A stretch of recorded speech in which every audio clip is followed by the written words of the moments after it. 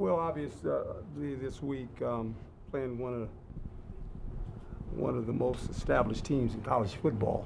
When you think about it, in the last 25 years, probably I would say, they always seem to be in the top 20, top 25 in the rankings, and they're very comfortable being in that role as a football team. Starts with their head coach, a tremendous football coach. Their DNA, they're well coached, physical football team in all three phases of it. Have played very good on defense the last couple weeks. Offense as well.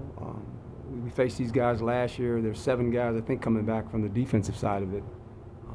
And offensively, quarterback can make some plays with his legs. They got some receivers that are big and physical. So they're a physical football team. I mean, that's the conference that they play in. And it'll be a big test for us as we go on the road. First one on the road for us. Questions? Hi, Coach. Tressa Tedrick, 3TV CBS 5. Unrelated a little bit, but could you explain for people who still don't know what exactly Mandrake is, and then elaborate a little bit on DJ Davidson and his award this week? He's a mystical guy. Actually got the name from Jimi Hendrix. I was a Jimi Hendrix fan. I went to a concert when I was about 13 years old, believe it or not. The one in Monterey, California, my babysitter took me when he burnt the guitar up. And I became a Jimi Hendrix fan. And then I followed Jimmy as I was going through college and high school. And there was this album cover called Mandrake. And I always remembered that name, Mandrake. I said, that's a pretty cool name. And then as I got to coaching, I said, there's got to be this player that is Mandrake, can do everything. And so it kind of was a little bit of a fun deal. Kind of started for me in Tampa with Lynch and all those guys. And I would always tell them I'm in search for Mandrake during the draft, right? I would say, we're looking for Mandrake, man. And when I took this job, it's funny because Lynch tells me, you found Mandrake yet? I said, no, I ain't found him yet. So it became one of those deals, and all of a sudden I just said, let's do something kind of special for players that play well, and when we win, let's give them a little award. We don't do things on the sideline. A lot of colleges do. We don't do that. Let's give them an award inside the team. And so I just came up with this guy, and we got pictures, and I kind of sat down with a couple of the artists and said, this is kind of the image I see of this guy.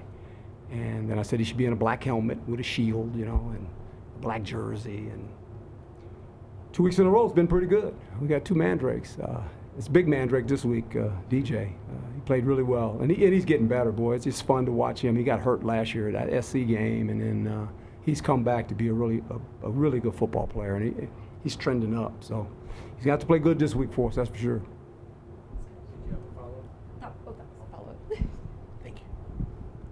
Paul Richardson with Sportscape Coach. This week it seemed like the team struggled to find a little bit of a rhythm. Yeah. How important is it going to be this week to get in that rhythm early so that way you don't come up against a... Well, I tell you what, this defense is pretty good. It really is. It doesn't give you a lot of room, whether you're running the football or throwing the football. And I think patience is going to be the key. Just like last year, it was not a offensive juggernaut game for either side. I don't think it was kind of one of those tight games, and we were fortunate enough to make some plays in the red zone. We got some turnovers.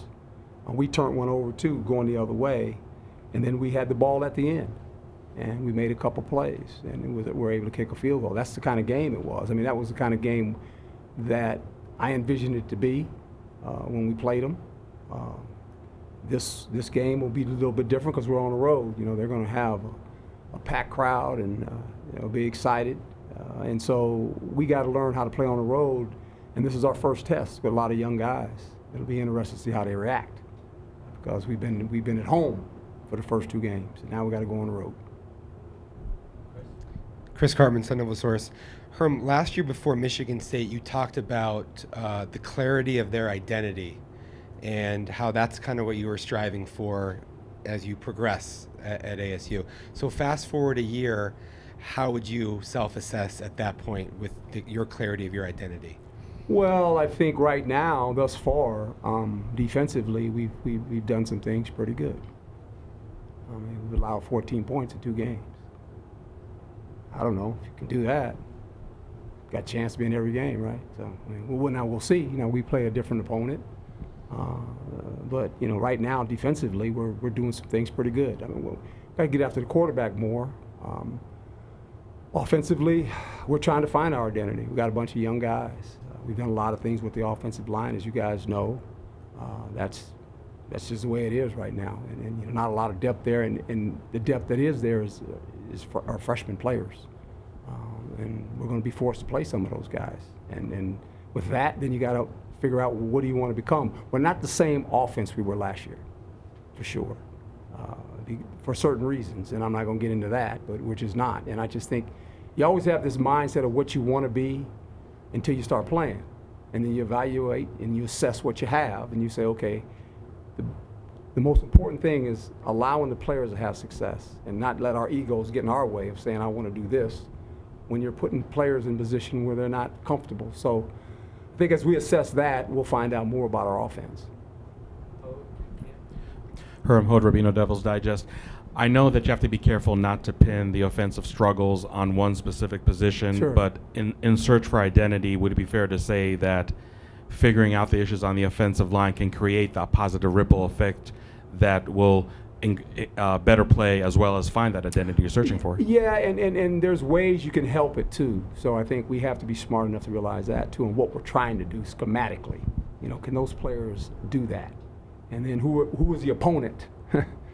You're playing a big physical football team up front with 7 veteran guys that have played defense, and they play in a conference where they play everything contested. Everything's contested. Every yard, every pass they're a heavy-handed team. You know, they play heavy football. They're athletic and they play heavy. And so you got to realize that when you play them, you got to ask yourself, what can we do to use our athleticism at certain positions to try to counter that? And that's the greatness about football. You know, there's all these moving parts, and then you have to come up with a game plan that allow your players to have success. Kent Summers with Arizona Republic. A coach keeping his ego out of it and not forcing maybe. How difficult is that? Was there a point in your career where you did that and think, okay, I learned my lesson here? I was fortunate enough to play for a great head coach in Dick Vermeil, and you know, I learned from him, just being a player, how he would do things and what he would say, and from there, you know, working with Marty, and then with Tony Dungy. You know, we came in the league together. Our history is well documented, and then I always look at myself as a player when I decide things, or when coaches start deciding things. I go, okay, that's nice for us to say in the air-conditioned room, because we stay in here more than these players. But what can the players do? And then I look through the players' eyes and go, no, we're not doing that, because we're not comfortable doing that, and we're not going to force the player to do that. So I always, you know, guard on the side of the player because of the player in me. And then I look through the eyes of those guys and say, what are we asking these guys to do now? I mean, if we're asking them to do something that we can do on the chalk, you know, chalk always wins. The last guy with the eraser and the pen, he always wins. He can draw it. Hey, it works this way. Yeah, but no, look at the tape and who are we playing, and all those things come in, and how much experience do we have doing that, and can this guy do that? So you always got to consider that too. Herm, you have such a wealth of knowledge that you can draw from in your career. And last year, you changed some things offensively after San Diego State that really helped. So when you're involved in the conversations with Rob Likens and Dave Christensen, Yeah. what is that like at this juncture? Same thing, just kind of looking at us and going, okay, we got 2 games under our belt. This is who we are. What can we do to do some things to get our offense going? You know, and that's the whole key. Can we get some rhythm going here? Now we say that, and then you play these guys, right? but hey, that's how it works. And so, what are we going to do? And I think we were here Sunday. You know, we were here Saturday, Sunday. You know, we were here long. We talked about it. I mean, we were here a long time, and hopefully we've come up with somewhat of a plan that we feel like we can implement going forward to help us. So we'll see. Have you had something that reminded you of this team in the past that you could particularly draw from? A Jet team we had. We're 2-5. You know, ended up winning division. Now I changed quarterbacks. You know, but it wasn't just a quarterback. It was just we weren't playing very good, and we were a good team. We had just gotten the playoffs the year before. We weren't playing good. We weren't coaching good. but I needed to do something, you know, and you can change every position on the team, and it doesn't matter a whole lot. But when you change the quarterback, it like sends shockwaves to your football team. It's like, oh, just change quarterback. And it ended up working out, you know, but there's always these flows of the season. Sometimes you get caught and you start thinking, well, what can I do to help? And that's what the head coach has to do. He has to think of things that maybe can help, you know, and then we got to try to do it. Greg? Greg Moore, Arizona Republic. Coach, good to see you. Seems to me that some things are going well. It just seems like you guys need to clean up some stuff. Yeah. What do you do to get that message across? How do you get guys to clean up the little stuff week to week? Well, you make a great point, and even last game, even though it wasn't fun, there's 2 touchdowns come off the board. One being a fumble on the one going in, and the other a penalty. And then you got 33 points. And then it's like, okay, first game scored 30, second game scored 33, and you're giving up 14, and everybody's going, they're doing okay, right? But when that doesn't happen, then this cloud becomes part of it, and you can't worry about that. I've been doing this too long that I'm not fazed by any of that. You know what I mean? I'm just not. You just coach and you just say, okay, I'm an optimist. That's just my personality. That's who I am. I'm a caring person. I care, you know, and it's very hard for me to go to the dark side. I mean, I don't dwell on that side of it because it's no fun. You don't get nothing out of it, you know. It's just let it go. Just let's do something here. And so you try to fix things. That's what you do. You just try to fix it. And I think there's moments of when you go, ooh, okay, we gotta have more moments. And more times than any, when you look at the tape, now sometimes it could be the call. Sometimes you could, you know, do something and put the players in a bad way. But a lot of times it's just the fundamentals of football. Did I do it correctly? And I think if you watch the tape, it's like, it's more of us than them. It's kind of like, now can you call it maybe a better play? Yeah, but the execution of this one, maybe you get 2 yards rather than -3, right? And so you got to guard against that too. You can't all of a sudden, and now offense is funny because, you know, offense is predicted on moving the ball, and if you get caught calling plays and one doesn't work, and then you go fix it on the sideline, and you never come back to it, and you hit another play and that one doesn't work, then all of a sudden you go back to something you just fixed to see if it works, right? And sometimes the game doesn't allow you to do that because you get so enamored with, oh, it didn't work, I got to do something else, right? And you get going, all of a sudden you lose track of what you're doing and nothing works. So running is hard. Running's not pretty. Running's 2 yards. And everybody goes, ugh. But you can't then all of a sudden come back and start throwing 10 passes in a row and say, well, we can't run. Well, you know, running's hard. And look, I said it early. People are going to stack the box. They're going to put 8 guys up there. They're going to find a way. And until you start hitting some passes, and, you know, they're going to stay up there, and we got to be able to do that.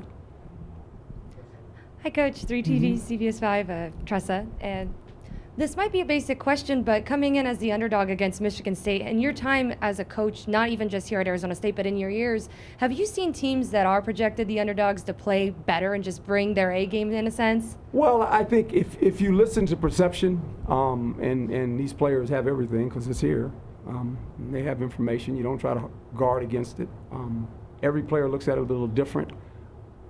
I don't play into that scenario of, okay, we're the favorite. We're not. I don't know all that. I really don't. I don't live in that world. I live in a world where I come to work. I don't watch television. I don't pick up phones. I don't listen. I don't hear it. Well, the only time I listen to something when Mark tells me, hey, you need to know this. Okay, good. I don't know what you folks write. I don't know what you say. You do your jobs and just do your job to your best ability, and I'm good. Whether you like me or you say something good about me or negative about me, that's not gonna hurt my feelings. I don't take it personal. You know, you have your opinions and you write them. Doesn't bother me one bit. But what I try to do is just focus on what do we have to do. You know, what do I have to do to help the football team and help the coaches? That's my job.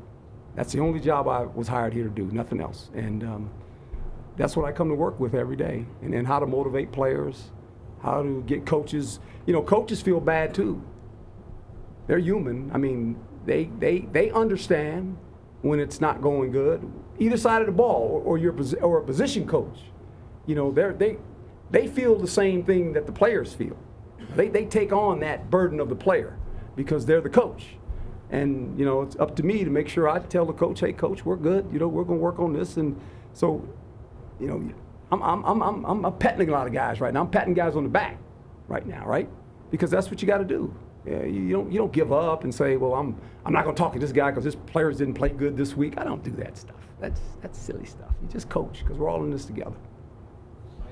Coach Michael Carrasino, Sports Hangover. Coach Kins also saying last week, a lot of times you see the biggest improvement in a team from week 1 to week 2. How do you feel? I mean, obviously 2 victories, but how do you feel the stuff you need to clean up from week 1? I know you touched on it a little bit, but defensively, I think we've had some lackadaisical moments where we've given up some plays in the end, at the end of the games. We've been pretty good for 3 quarters, and then we kind of get, I don't know what we do. We just get offensively, it just hasn't been consistent since week 1. We kind of boom, and then the second half of our first game, we got kind of going. This game was a struggle. We moved the ball, got it in the scoring position, and then there was a foul or something, kicked us back, or we score a touchdown and then we don't score a touchdown. It was one of those games. It was just, when you watch the tape, it's hard to look at because you're going, what are we doing here? And you're just watching breakdown after breakdown, and you're going, what are we doing? Did we do something that schematically was too hard for them? That's the question I always have. Were we asking them to do something that we are incapable of doing? And so that's what you wrestle with. So now we're going to play a team that's a legitimate football team. They big time now. I mean, they're good, and they're going to stop you. Sometimes you're going to do everything right, they're just going to beat you. And you can't worry about that because that's going to happen. That's what I call ball. But schematically, that's where you got to look at yourself and say, hey, are we asking guys to do something they're incapable of doing? And that's what you got to stay away from. Herm Holt, Rabino Devil's Digest, because the sport of football is so physically violent, the mental aspect of it, which is so significant, tends to get overlooked. When you talk about an offense searching for its identity, is it really more than just the X's and O's, improving technique and whatnot, and really honing on that mental aspect, which again, like I said, in this sport probably gets overlooked too much? Well, and you make a great point because I know at the levels I competed at and coached at, it's about that. It's always about that at the end. How mentally tough are you, and how are you willing to weather things when they don't go well, And I wasn't the most talented guy when I played, but I was a pretty smart player, had good instincts, but mentally tough. I'm really good. I mean, like real good. Because that's just me. I learned that at a young age, how I grew up, and it takes a lot to like make me go, really? I mean, when you get my age, you've heard almost everything, and you've seen a lot in your eyes, and you just watch it, and I almost laugh inside and going, these people don't know me. They don't know how I'm made. And I think the players and the people that have known me over the history of who I am, they kind of know this is what this dude's about now. He ain't gonna change. He walks his way, and he just walks that path. And I think the more I can walk that path in front of the players and the coaches, then hopefully they draw from that. Because they look at me. They really do. They watch me. They watch what I say. They watch how I act. And I ain't gonna crack. I've seen some good times. I've seen some very low times. But I'm not gonna change who I am. Okay? And I think sometimes that's what you need when you're in tough spots. And I say that we're 2-0, and we're struggling some on offense. We all know that. That's nothing unusual. But in football, you're always struggling somewhere. There's always, every week there's a different group that you go, oh boy, you're trying to fix.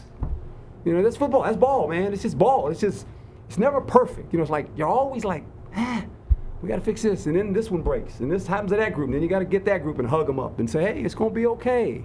And that's the greatness about football. That's the greatest thing about coaching, is that every week somebody, even when you win, somebody's a little bit disappointed.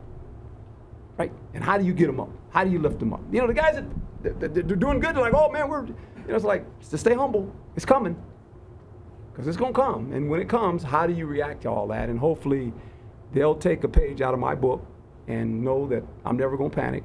I'm never going to throw any player under the bus or any coach under the bus. I don't do that. And we're going to stick together as a football team and try to get better every week. We're a young football team. I can't say it enough. And I get that part of it. And I'm not gonna deny it. I'm not gonna hide it. I'm not gonna try to run from it. And when errors happen and things aren't going good, I get it. But they'll get better. That's what I truly believe, and that's how I coach. So that's it. Thank you guys. Appreciate you.